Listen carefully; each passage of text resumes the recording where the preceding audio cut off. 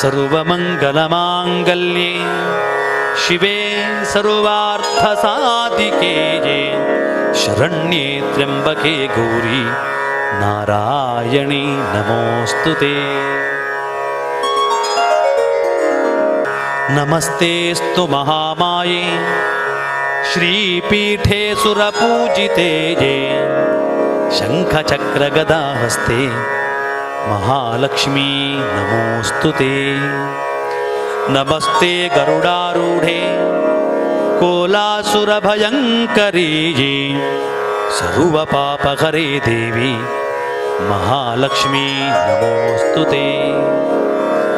सर्वज्ञे सर्ववरदे सर्वदुष्टभयङ्करी सर्वदुःखहरे देवी महालक्ष्मी नमोऽस्तुते।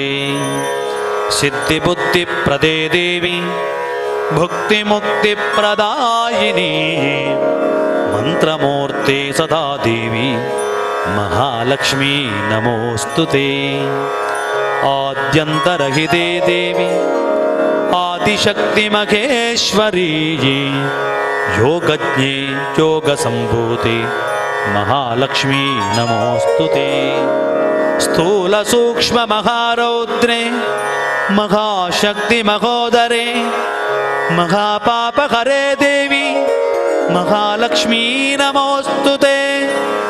पद्मासनस्थिते देवी परब्रह्मस्वरूपिणी परमेशी जगन्मातः महालक्ष्मी नमोऽस्तुते।